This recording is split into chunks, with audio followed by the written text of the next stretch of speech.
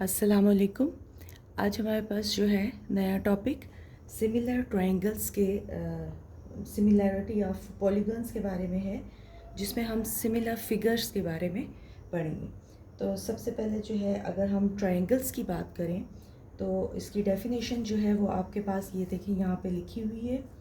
ये है पेज 193। इसमें जो टॉप ग्रीन कलर का जो बॉक्स है उसमें देखें कि if two or more figures are similar then their corresponding angles are congruent and vice versa। यानी अगर सिमिलर हैं तो उनके corresponding angles जो हैं वो हमारे पास congruent होंगे। एक डेफिनेशन इसकी। दूसरी ये है कि अगर सिमिलर हैं दो फिगर्स तो उनके रेशो ऑफ corresponding साइड्स, जो उनके corresponding साइड्स हैं, उनकी रेशो जो है वो आर इक्वल होगी, ठीक है, या प्रोपोर्शनल होती है जिसे हम कहते हैं। और फिर हमारे पास जो है थर्ड इसकी डेफिनेशन आ जाती है, या थर्ड जो है सिमिलैरिटी के लिए, कि if in a correspondence of two triangles ratio of two pairs of corresponding sides and one pair of corresponding angles are equal then triangles are similar. तो ट्राइंगल्स जो है वो सिमिलर, अगर दो साइड्स और साथ में एक जो है वो एंगल, अगर कोई किसी ट्राइंगल के जो है ये कॉन्ग्रुएंट हो तो वो हमारे पास ट्राइंगल्स जो है वो सिमिलर हो जाती हैं। इसके अलावा आपके पास की फैक्ट में एक और चीज़ जो है वो आई हुई है, जो हमारे पास है कि two angles are similar if two sides of one triangle are proportional to the corresponding two sides of the second triangle and angles between the proportional sides are congruent। तो ये भी हमारे पास एक डेफिनेशन इसकी है। तो इस तरीके से जो है वो हम मुख्तलिफ क्वेश्चंस जो है इसके सॉल्व करते हैं सिमिलैरिटी ऑफ ट्राइंगल्स के।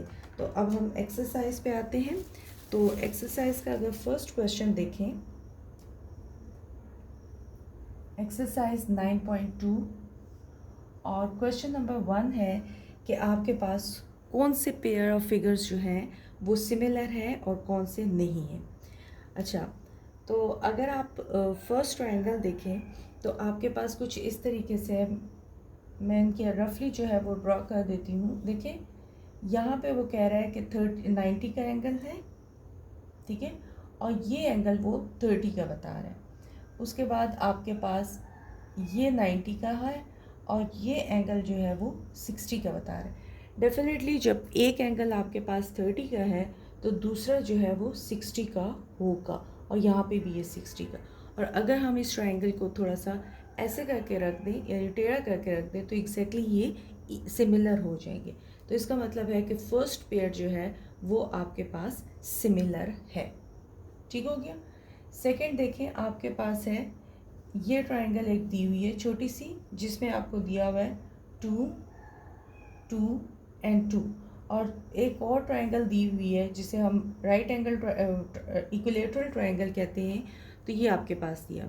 अब देखें ये साइड इसके प्रोपोर्शनल है, ये इसके और ये इसके, इन सब की रेशियो जो है वो इक्वल आती है। 3/2 लिखूँ, 3/2 and 3/2, all sides are proportional. तो ये भी आपके पास सिमिलर है। थर्ड देखें, थर्ड आपके पास जो है ये बना रहा है एक, अच्छा, एक आपके पास बन रहा है रेक्टेंगल और एक आपके पास बन रहा है पैरेललोग्राम। इधर यहाँ पे 4 और 3 है, यहाँ पे भी आपके पास 4 और 3 है। अब इनकी साइड्स तो प्रोपोर्शनल हैं लेकिन एंगल जो है वो डिफरेंट है। यहाँ पे देखें ये एक एंगल जो है वो अगर होता तो फिर हम उसको कह भी सकते थे। तो इसमें कोई भी एंगल जो है वो 90 का नहीं है, इसलिए ये आपके पास सिमिलर नहीं है, ठीक हो गया। अब इसके बाद हम फोर्थ पार्ट को देख लेते हैं। तो फोर्थ पार्ट में देखें आपके पास साइड्स जो हैं वो प्रोपोर्शनल हैं, और अगर मैं इसको यहाँ पे ड्रॉ करूँ, ये देखें ये कुछ इस तरीके से डायग्राम जो है वो इसकी ड्रॉ हुई है। ये एक है जिसमें ये जो है ये 120 का है, 4.5 है और ये 6 है। इसी तरह दूसरी ट्रायंगल में भी एग्जैक्टली ऐसा ही कुछ ड्रॉ हुआ है। यहाँ पे 120 है, ये 3 है और ये 4 है। तो ये आपके पास जो है साइड्स जो है वो प्रोपोर्शनल है। ये देखें, अगर मैं लिखती हूँ 4.5/3 और 6/4, तो ये हमारे पास आ जाएगा 3/2। और यहाँ पे भी अगर मैं इसको करती हूँ तो ये मेरे पास आ जाएगा, अगर मैं कैलकुलेट करके आपको बता दूँ,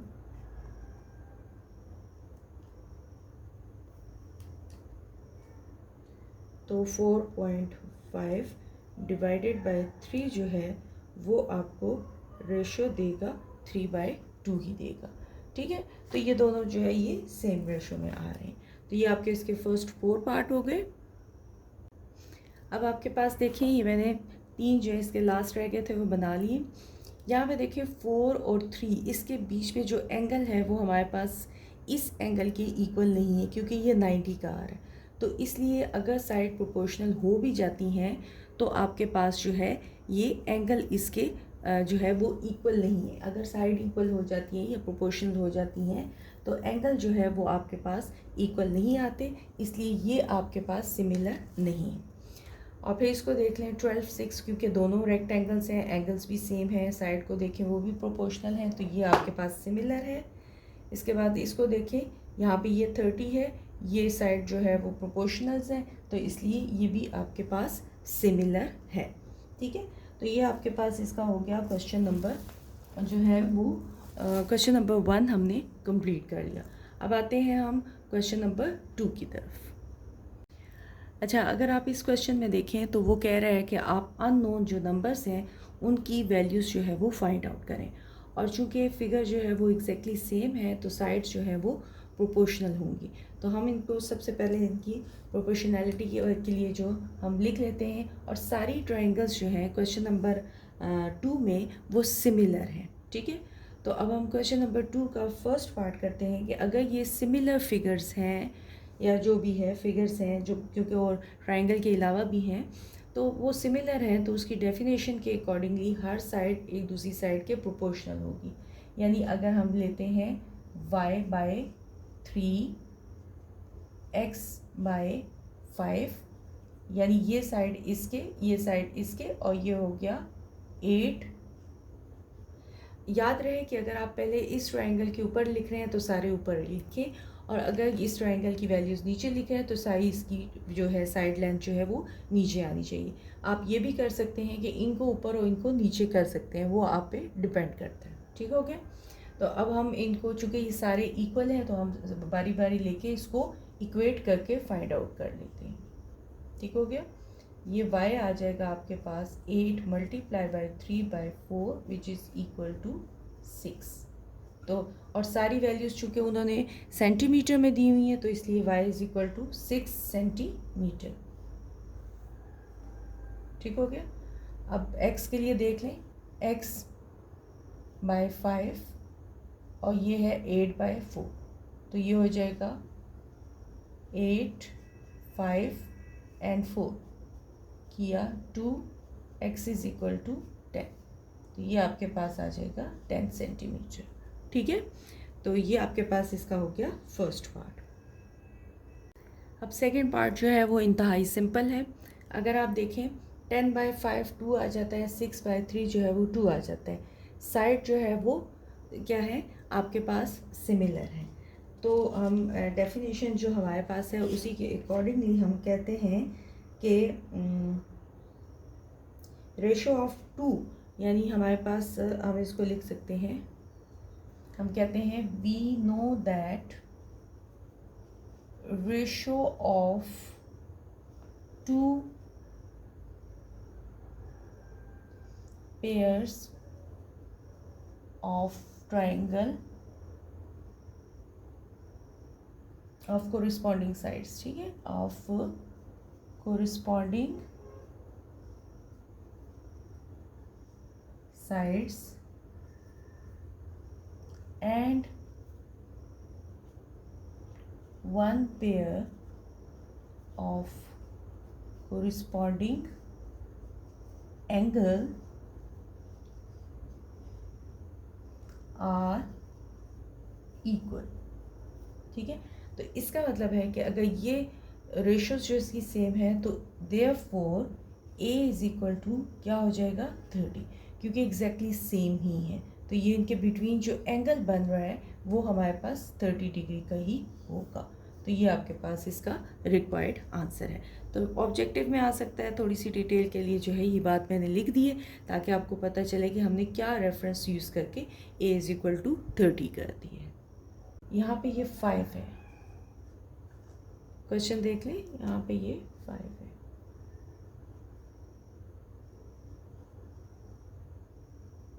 अच्छा, इससे कोई फ़र्क नहीं पड़ना आपके पास 5 आता है या जो भी नंबर है, क्योंकि वो वैल्यूज़ चेंज कर सकते हैं। तो ये 7.5 आ जाएगा। ठीक है, याद रहे कि ज़रूरी नहीं है कि एग्जैक्टली सेम नंबर ही आपको दिए जाए। ठीक है, हो सकता है यहाँ पे 3 लिखा हो, कुछ भी लिखा हो, तो ये जो है वैल्यूज़ आपके पास इस तरीके से आ जाती हैं। तो ये है पार्ट 3। आपके पास ये पॉलीगन है, इसके अकॉर्डिंगली हम इसको सॉल्व करते हैं। अब ये साइड इसके कोरस्पॉन्ड है x/4, that is equal to 3/6, that is equal to 4/z, ठीक है, इक्वल टू 1.8/y। ये सारी साइड्स का जो है वो मैंने लिख लिया। अब मैं इसको बारी बारी जो है वो कैलकुलेट कर लेती हूँ। सबसे पहले मैंने इस वैल्यू के लिए ले लेना है, x हो जाएगा 4 एंड 3/6। तो हम वैल्यूज़ को ले लेते हैं, ये आ जाएगा 3 × 4 और ये आ गया 6, 2 एंड 3 और ये आ गया 3। तो x की वैल्यू जो है वो आपके पास आ जाएगी 2। सेकेंड देख लें, हम ले लेते हैं 3 and 6, that is equal to 4/z। अब आप z को उठा के इधर ले आए और ये हो जाएगा 4, 6 एंड 3। ठीक हो गया, मैं z को उधर ले गई, 6 को ऊपर और ये, तो ये आ जाएगा 2, तो ये हो जाएगा z इज़ इक्वल टू 8। ये हो गया।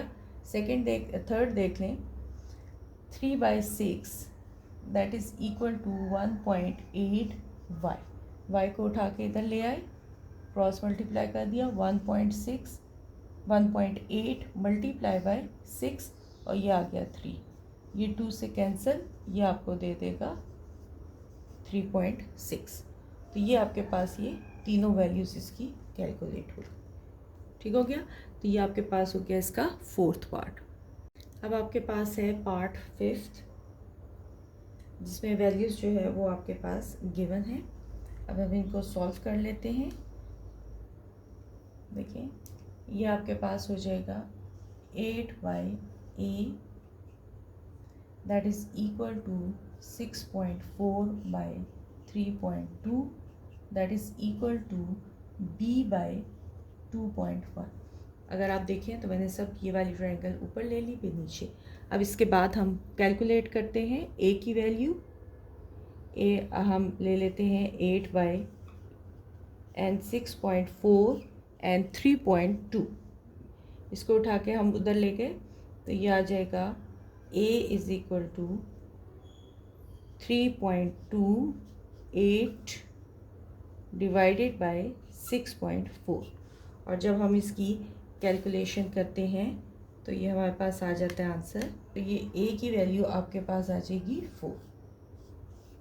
इसी तरह हम सेकंड वैल्यू के लिए कैलकुलेशन करते हैं। ये देखें, 6.4 एंड 3.2 और ये हो जाएगा b एंड 2.1। इसको इधर लें, 2.1, 6.4, 3.2 ये आ जाएगा। ठीक है, इसको हम कैलकुलेट करते हैं 4.2।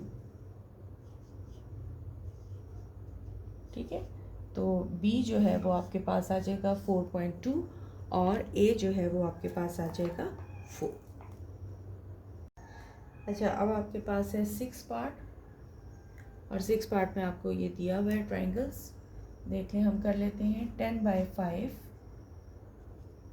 b/3, 8/8। ठीक है, अब हम इनको इक्वेट कर लेते हैं, 10/5 और b/3। तो b यहीं पर आकर इधर आ गया, 3, 10, 5। ये आ जाएगा B6। ठीक हो गया। नेक्स्ट आप देख लें, सेकेंड आपके पास है 10/5 8/A। ए को उठा के हम दूसरी साइड पे ले जाते हैं तो ये हो जाएगा 8 5 एंड 10। कटिंग की 4, ए की वैल्यू 4 आ जाएगी। तो ए हो गया आपके पास 4 और बी जो है वो आपके पास 6 हो गया सेंटीमीटर्स में। अच्छा, यहाँ पे आपको दिया हुआ है 7 पार्ट में सिर्फ हमें ए की वैल्यू कैलकुलेट करनी है, एल एम टी क्यू की वैल्यू कैलकुलेट नहीं करनी। तो अब हम इसको ले लेते हैं 18/12, ठीक है, ये वाली साइड, और A/8 और इनको कैलकुलेट कर लेते हैं। ये आ जाएगा 18 × 8 और ये हो गया 12। कैलकुलेशन की तो हमारे पास डायरेक्ट मैं आंसर अगर लिखूं तो ये इसका आंसर आपके पास आ जाएगा 12। तो ये इसका रिक्वायर्ड जो है वो आंसर था। तो ये हो गया आपके पास क्वेश्चन नंबर 2 कंप्लीट। सिंपल था, इसमें कोई ख़ास बात नहीं है। अगर वॉइस का थोड़ा बहुत प्रॉब्लम आया हो, यानी अगर आवाज़ स्लो हो, तो काइंडली उसको इग्नोर कीजिएगा, क्योंकि सिंपल चीज़ें थी और जो है वो मैंने डायरेक्टली जल्दी जल्दी जो है उसको कर दी। ठीक हो गया, बहुत शुक्रिया, अल्लाह हाफिज़।